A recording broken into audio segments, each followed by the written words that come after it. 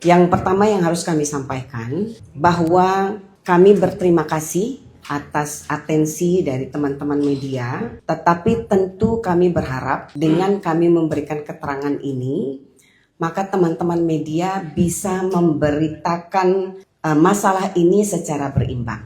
Artinya memberitakan dari sumber kedua belah pihak, tidak hanya dari sumber atau klaim sepihak dari pihak penyidik. Kami sampaikan pertama terkait dengan penetapan tersangka atas nama Arina Junaidi pada tanggal 28 April 2026. Kami menyatakan bahwa penetapan saudara Arina Junaidi sebagai tersangka adalah tidak sah karena tidak mendasarkan pada dua alat bukti yang cukup. Dan untuk itu kami selaku penasihat hukum sudah berdiskusi, berkonsultasi dengan klien kami, dan kami mereservir untuk melakukan upaya hukum pra-peradilan. Upaya hukum ini kami lakukan adalah dalam rangka untuk memberikan keadilan kepada klien kami, supaya proses hukum dapat berjalan dengan seadil-adilnya. Kami juga perlu menyampaikan terkait dengan pemeriksaan Pak Arina pada tanggal 28 April. Jadi sesungguhnya kami berpendapat bahwa pemanggilan kembali yang dilakukan oleh tim penyidik Kejaksaan Tinggi Lampung terhadap klien kami Arina Junaidi adalah tidak sah dan melanggar hukum. Atas dasar itu, kami sebenarnya sudah mengajukan perlindungan hukum kepada Kejaksaan Agung Republik Indonesia. Kami sampaikan juga kepada Komisi 3 DPR RI terkait dugaan pelanggaran hukum yang dilakukan oleh tim penyidik Kejati Lampung. Surat sudah kami sampaikan, tetapi kemudian tetap dilakukan pemanggilan kedua. Kami ajukan kembali keberatan. Tetap dilakukan pemanggilan ketiga. Klien kami selaku mantan gubernur, beliau menyampaikan kepada kami, Bu Ana, saya ini warga negara hukum yang taat hukum. Saya ini mantan pemimpin Provinsi Lampung. Saya harus memberi contoh baik. Untuk itu saya bersedia hadir dalam konteks untuk menanyakan sesungguhnya apa lagi yang dibutuhkan dari Pak Rinal. Padahal tidak ada alasan hukum bagi tim penyidik untuk melakukan pemanggilan kembali.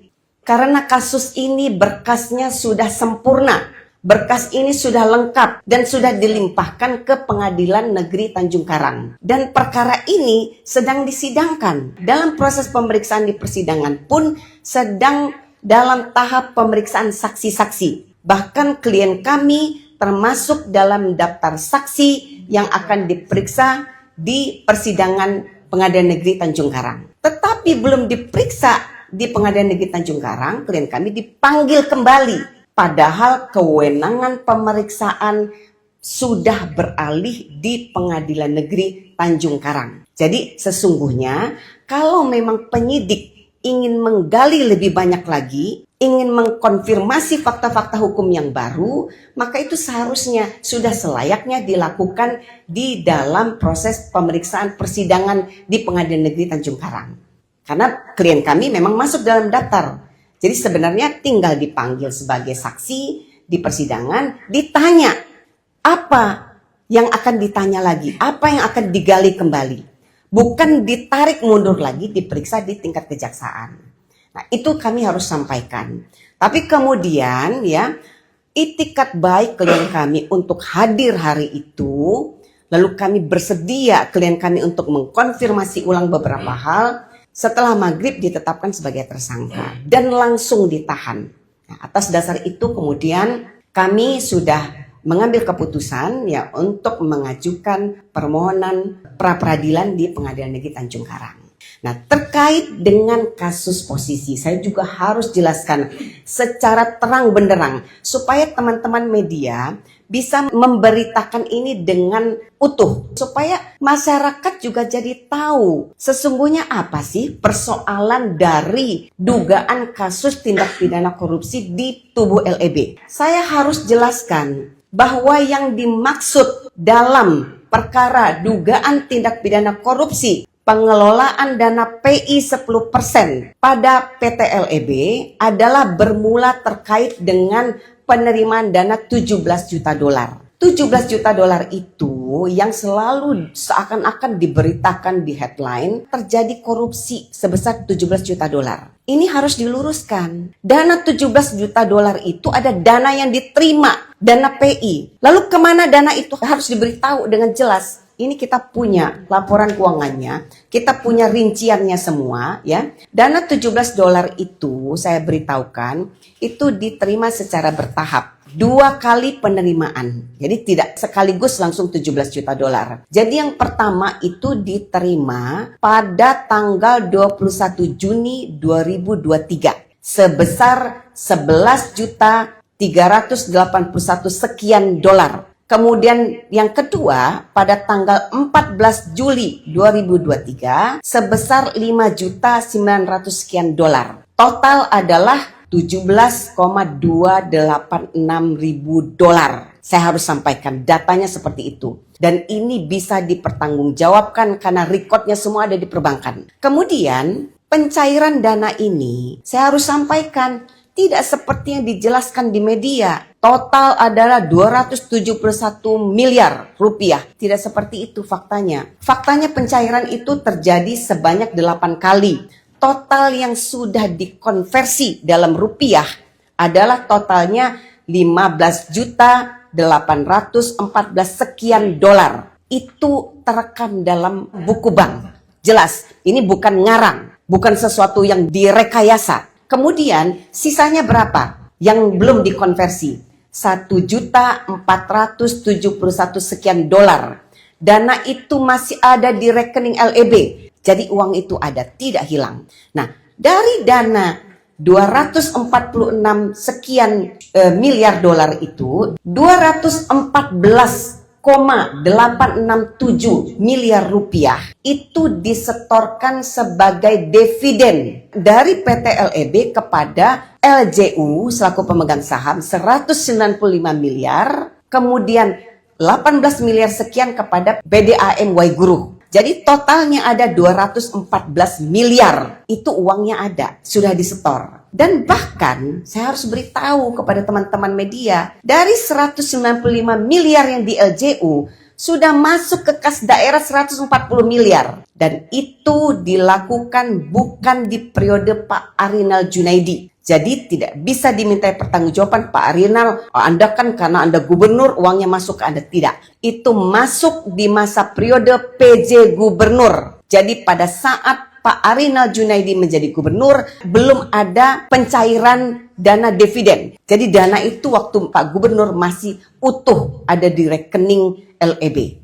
Lalu kemudian sisanya 36 miliar sekian itu adalah dana yang dipakai untuk pajak, kemudian gaji karyawan, gaji direksi dan komisaris, kemudian ada tantim, ada dana CSR, ada dana konsultan, dan lain-lain. Semua juga ada tercatat pertanggungjawabannya. Dan itu sudah diaudit. Dan sekarang kita mau bicara mengenai kerugian negara. Yang perlu kita pertanyakan, kerugian negara yang mana yang dimaksud? Kita tahu bahwa Undang-Undang Perbendaraan jelas mengatur apa itu kerugian negara. Kerugian negara itu kekurangan uang atau surat berharga atau benda yang dapat dihitung dengan pasti jumlahnya. Nah, sekarang saya mau tanya, yang pasti jumlahnya dihitung mereka tuh yang mana?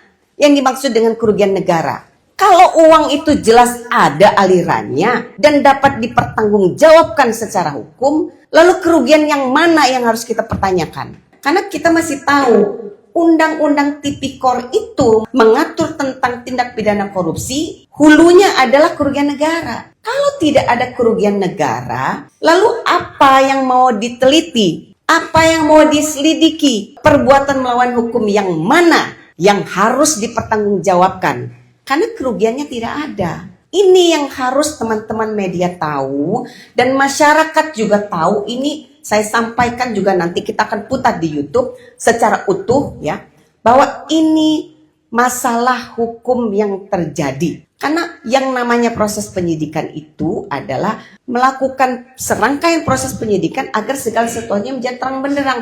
Nah, kalau sudah terang benderang nggak ada kerugian, lalu buat apa? Buat apa memaksakan menetapkan tersangka? Ini saya harus jelaskan. Pak Arinal Junaidi dalam proses penawaran PI 10% itu adalah participating interest. Itu adalah dana yang memang menurut peraturan perundang-undangan, Permen ISDM, memang wajib diberikan kepada provinsi yang daerahnya ketempatan ada kegiatan migas. Dulu di wilayah Kepulauan Seribu, itu ada wilayahnya DKI. Tapi dalam perkembangan berdasarkan satelit, ternyata sudah meluas ke wilayah Lampung. Karena sudah meluas ke wilayah Lampung, berdasarkan peraturan Menteri ISDM, maka wajib ditawarkan kepada Lampung dan DKI. Atas dasar itulah kemudian SKK Migas menyampaikan surat kepada Gubernur Lampung. Ingat ya, bukan kepada Arinal Junaidi, tapi kepada Gubernur Lampung. Kebetulan itu yang menjadi gubernur Pak Arinal Junaidi. Siapapun gubernurnya pasti akan melakukan hal yang sama. Sekarang saya mau tanya, apakah salah seorang gubernur disurati oleh SKK Migas, ditawari dana PI, yang dana itu bisa bermanfaat untuk provinsi, lalu dia menolak? Kan gak salah dong kalau kemudian dia menerima, karena memang itu haknya. Jadi yang dilakukan oleh gubernur adalah menjalankan tugas, fungsi, dan wewenangnya sebagai gubernur yang dilakukan oleh Pak Arinal, bukan sebagai pribadi. Gubernur manapun yang menjabat pada saat itu sudah pasti dia akan menyatakan menerima, berminat. Nah, atas pernyataan berminat itu, kemudian SKK Migas menyurati kembali. Berdasarkan peraturan Menteri ISDM, Gubernur Lampung harus menunjuk BUMD sebagai penerima dana PI 10%. Atas dasar itu kemudian Gubernur mengumpulkan biro terkait ya untuk mendapatkan rekomendasi BUMD mana yang bisa ditunjuk untuk menjadi penerima dana PI. Atas dasar rekomendasi Biro Perekonomian waktu itu dan BUMD ya, kita hanya punya 2 BUMD waktu itu. Dan dua-duanya tidak ada yang bergerak di bidang migas. Tetapi dari 2 BUMD itu kemudian yang masih layak untuk menerima adalah LJU. Diputuskan LJU. Lalu peraturan Menteri ISDM juga yang mengatur bahwa karena ini bukan perusahaan di bidang migas, maka dapat membentuk anak usaha khusus di bidang migas yang tugasnya adalah hanya untuk mengelola dana PI. Dibentuklah LEB. Itu semua adalah perintah peraturan perundang-undangan Indonesia, peraturan Menteri ISDM. Gubernur hanya menjalankan perintah peraturan Menteri ISDM. Lalu Menteri ISDM setuju, SKK Migas setuju, PHE OSES sebagai kontraktornya juga setuju. Atas persetujuan itulah kemudian ditandatangani yang namanya perjanjian pengalihan dana PI 10%. Semua sudah dilakukan sesuai dengan prosedur dan sah secara hukum. Lalu kemudian dana itu cair ya atas perjanjiannya sudah ditandatangani masuk ke LEB. Pak Arinal Junaidi selaku gubernur tidak sama sekali ikut campur terkait dengan pengelolaan dana. Pengelolaan dana itu pun laporan keuangannya sudah diaudit. Tidak ada duit yang hilang. Pak Arinal Junaidi klien kami pun 1 peser pun tidak menerima uang dari PI 10%. Dan Arinal Junaidi sama sekali tidak ikut campur dalam pengelolaan dana PI 10%. Lalu di mana letak salahnya? Ini harus terang benderang, masyarakat harus tahu supaya kita stop lah. Kita ini kan membuat berita, itu harus dipertanggungjawabkan. Saya percaya teman-teman media di sini adalah orang-orang yang punya integritas. Selalu memberitakan itu sesuai dengan fakta yang sebenarnya. Tetapi banyak sekali kita lihat di luar ya, berita-berita sempalan melalui media sosial. Saya tidak tahu apakah itu betul-betul memang media atau bukan. Itu tersebar di mana-mana. Saya harus sampaikan kepada teman-teman bahwa tidak elok rasanya, sangat tidak adil, sangat zolim apabila seorang gubernur kemudian dipersangkakan terhadap suatu dugaan tindak pidana yang dia sama sekali tidak lakukan. Mestinya begini ya, saya ini warga Lampung juga. Harusnya kita berterima kasih sebagai warga Lampung. Terima kasih karena beliau pada saat sebagai gubernur begitu cepat merespon supaya dana itu bisa menjadi bagian dari kita. Karena dulu kita nggak dapat bagian itu. Dulu itu hanya bagian DKI. Lalu kemudian ternyata itu dari satelit ada masuk dalam wilayah kita. Pak Gubernur akhirnya kemudian oke, kami menyatakan berminat. Dan setelah menyatakan berminat, ada proses negosiasi. Ini harus tahu juga. Dulu DKI itu menawarkan 70-30 bagiannya. Sampai kemudian akhirnya kita dapat 50-50. Kita 50%, DKI 50%. Harusnya kita berterima kasih. Kok ya, gitu. Ada gubernur yang mau memperjuangkan daerahnya dapat duit yang memang hak kita, dia perjuangkan, lalu dia dianggap salah. Nggak fair gitu loh, nggak adil. Yang beliau lakukan itu adalah menjalankan tugasnya sebagai gubernur. Dan menurut saya, pada saat itu misalnya gubernurnya si Badu pun akan melakukan hal yang sama. Justru menjadi melanggar hukum ketika dia menyatakan menolak. Dan ingat ya, dana PI masuk ke BUMD itu memang peraturannya harusnya begitu. Nggak ada peraturan di Kementerian ISDM, dana PI harus masuk langsung ke Pemda. Enggak, karena itu dana bisnis. Itu bukan dana negara. Itu hasil dari pengelolaan minyak yang dilakukan oleh PHEOSES. Untungnya sebagian diberikan kepada pemerintah daerah. Tetapi peraturan mewajibkan harus menuju ke BUMD.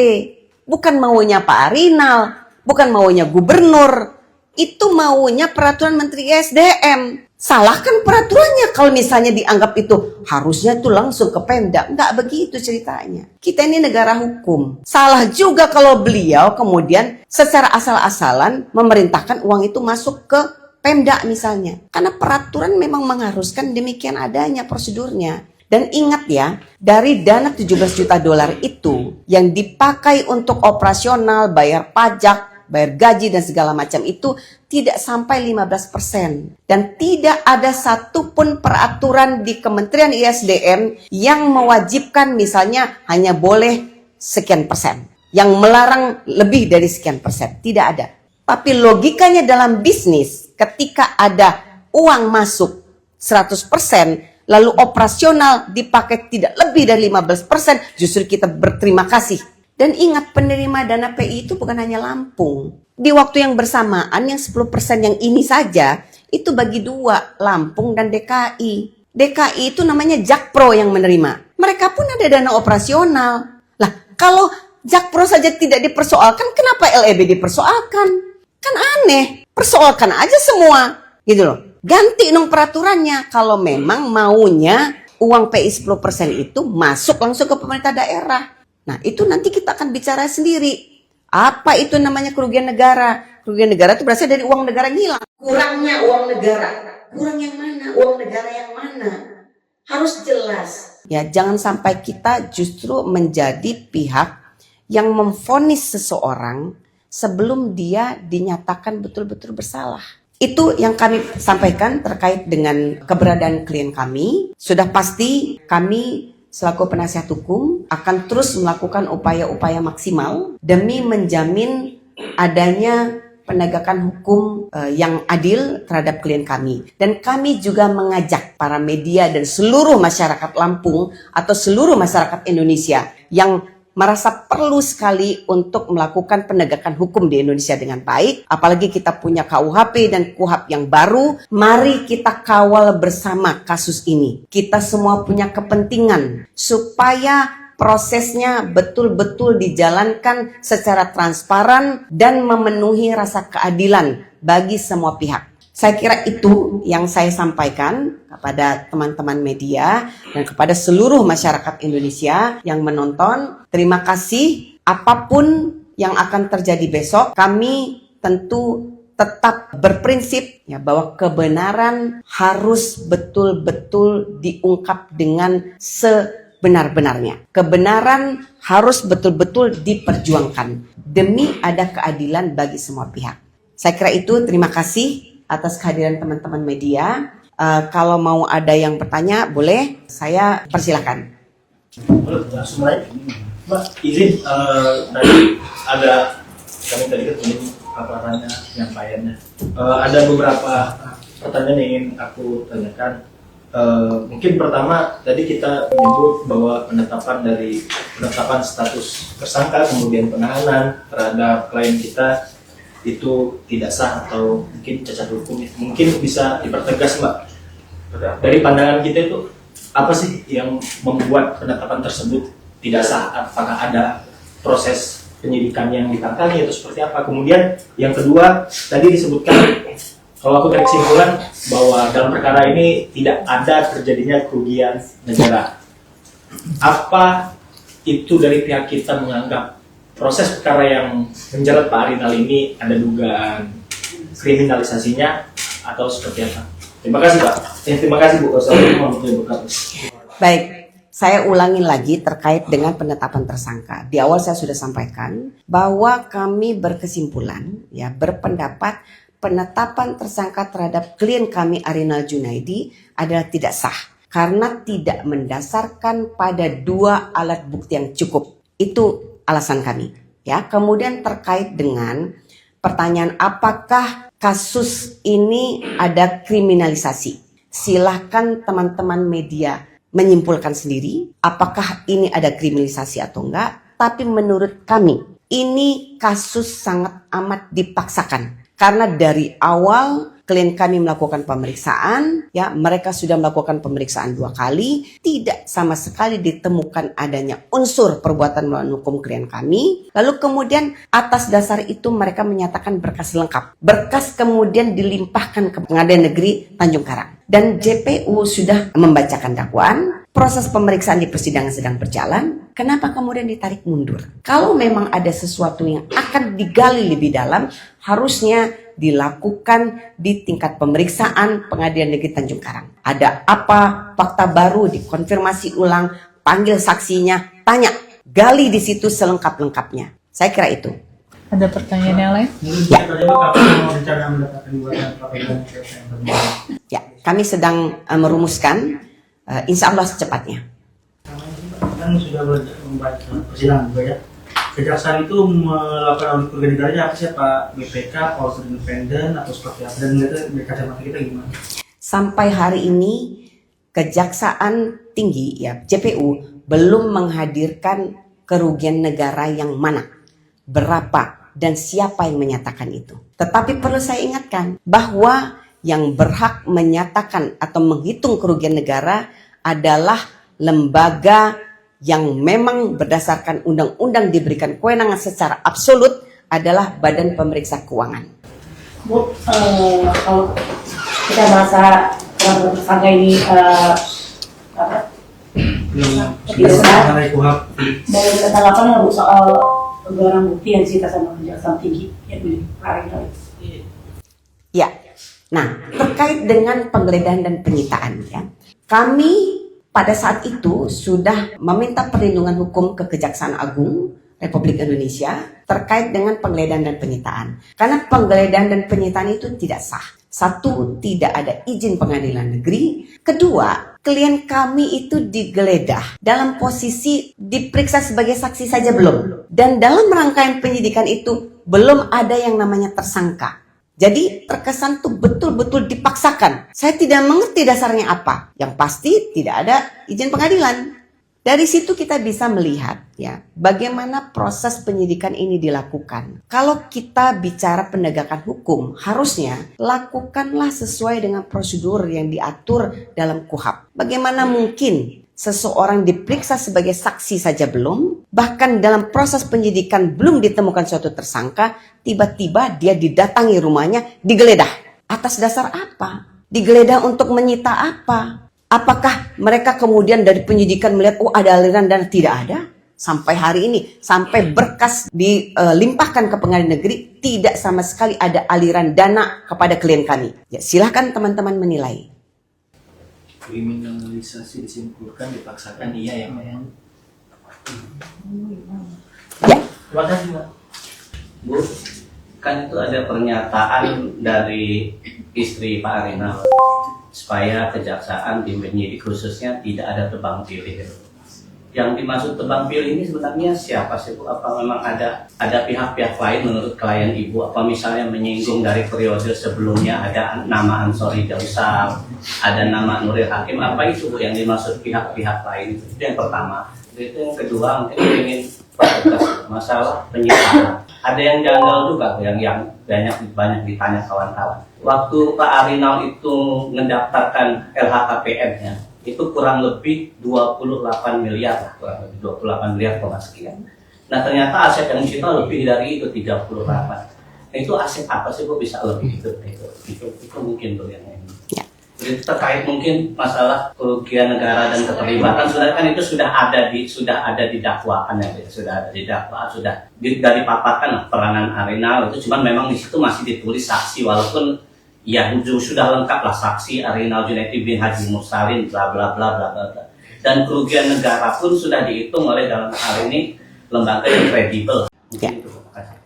Baik, yang pertama tadi terkait pernyataan Ibu Riana. Jadi begini, jaksa ini kan penyidik kan mempersoalkan dana 17 juta dolar yang dikelola oleh 3 tersangka. Ya, direksi dan komisaris yang kemudian sekarang menjadi tersangka. Lalu kemudian dalam persidangan ada fakta. Jadi ini hakim yang bertanya, kenapa di tahun-tahun sebelumnya laporan keuangannya merugi? Ya, sebelum ada dana itu. Lalu dicek lagi, oh ternyata itu bukan di zamannya para tersangka. Lalu hakim bertanya lagi, kan ada modal 10 miliar. Kenapa kok rugi? Belum ada kegiatan.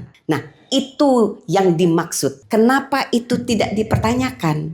Kenapa itu tidak digali oleh tim penyidik? Kalau kita bicara kerugian, pada saat perusahaan rugi, itulah dia harusnya menyidik. Ada duit masuk, tapi kok rugi? Duitnya kemana? Itulah yang diminta, keadilan. Penyidik tolong periksa juga dong. Waktu perusahaan ini rugi, siapa yang bertanggung jawab? Siapa yang menjadi direksi dan komisaris? Kemana duitnya? Kenapa tidak diperiksa? Kan para tersangka merasa ini kan tidak fair. Kenapa kami saja ditanya? Padahal kami tidak rugi. Perusahaan ini tidak rugi. Tidak ada kerugian. Kerugian ini kan versinya jaksa. Berapa tadi? 268 miliar. Saya tadi sudah jelaskan. Duit itu hanya 252 miliar rupiah. Sudah ditambah dengan bunga ya. Semuanya sudah dihitung. 214 miliar sudah masuk sebagai dividen. Kan kerugian negara itu bicara kekurangan uang kan. Kurangnya di mana? Saya tanya hilangnya di mana? Gak ada yang hilang. Kan kalau bicara kerugian negara itu ya di Undang-Undang Perbendaan Negara jelas. Kita gak bisa ngarang ngomongin kerugian negara. Dihitung. Mana kekurangannya itu mana? Misal ya, kamu tuh punya uang 252 miliar dalam rupiah. Saya sudah hitung, hilang nih 100 ribu. Itu baru kerugian. Dicari kenapa hilang 100 ribu, siapa yang bertanggung jawab? Itu baru ada perbuatan melawan hukum nggak? Itu baru jadi tersangka. Kan gitu, sederhana. 268 dari mana? Hitungnya siluman. Uang duitnya ada, kan diterima duitnya.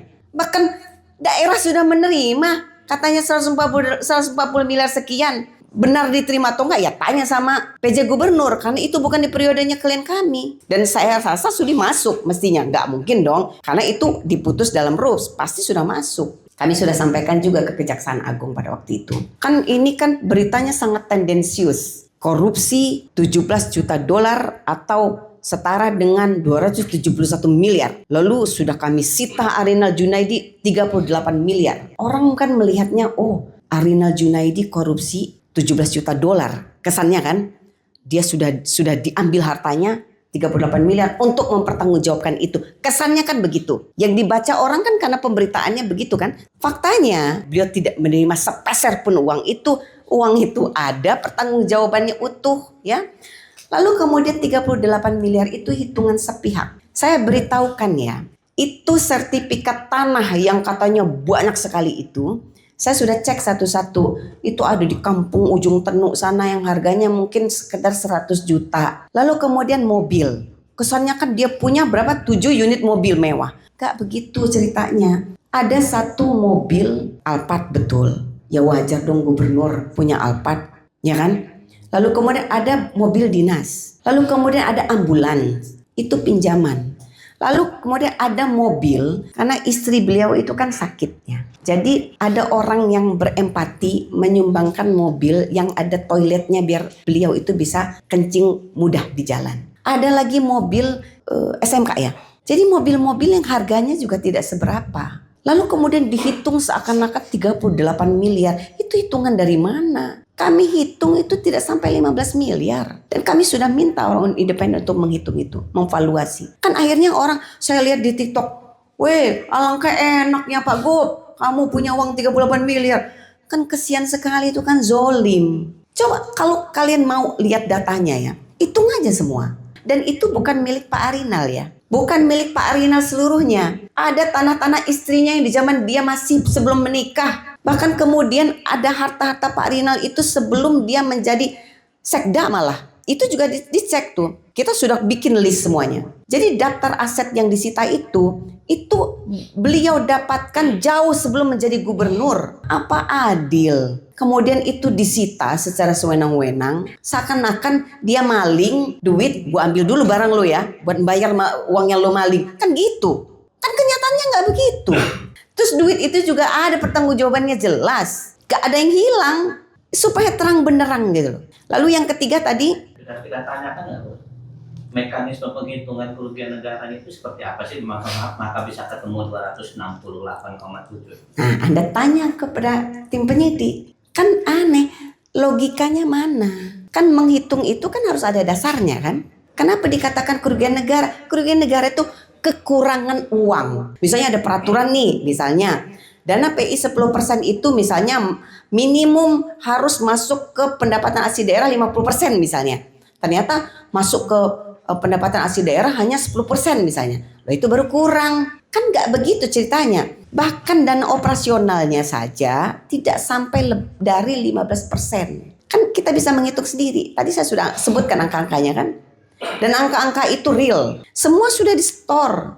Dan ingat ya, satu lagi saya harus sampaikan. Ini kita bicara hukum perseroan terbatas. Ya, hukum yang memang mengatur tentang bagaimana pengelolaan keuangan di tingkat perseroan ya. Semua itu sudah berdasarkan rapat umum pemegang saham. Jadi nggak ada tuh, kecuali misalnya ya, direksinya atau komisaris semena-mena secara sepihak, bodoh amat lah, terserah misalnya pemegang saham nggak setuju, gua masukin aja segini. Enggak, semua melalui mekanisme RUPS. Ada tercatat RUPS-nya. Kan tinggal dicek, notarisnya ada. RUPS tuh nggak bisa dibohongin. Diakal-akalin saya bikin RUPS lagi, nggak ada, karena itu semua notaril.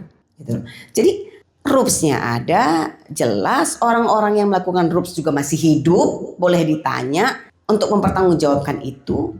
Lalu kemudian dilaksanakan oleh direksi dan komisaris. Apa salah? Kan direksi dan komisaris itu dalam menjalankan bisnis ada namanya business judgment rule. Di mana kalau direksi dan komisaris sudah menjalankan fungsi dan tugasnya dengan itikat baik dan tidak melanggar anggaran dasar atau undang-undang perseroan, maka dia tidak bisa dimintai pertanggungjawaban pidana, apalagi pidana. Kalau ada kerugian. Lah, ini orang rugi aja enggak kok. Ruginya di mana? Kecuali dia lapor nih, lebih maaf ya, rugi. Karena duitnya habis dimakan sama mereka, rugi. Kan ini enggak rugi. Ada dividen 214 miliar. Sudah disetor loh, resmi. Ada, bisa dicek di bank ada. 214 miliar loh. 214 miliar itu dividen tuh berarti dianggap sebagai laba kan? Lalu ruginya mana? Gak ada ruginya gitu loh. Saya kira itu. Ada lagi pertanyaan? Cukup ya?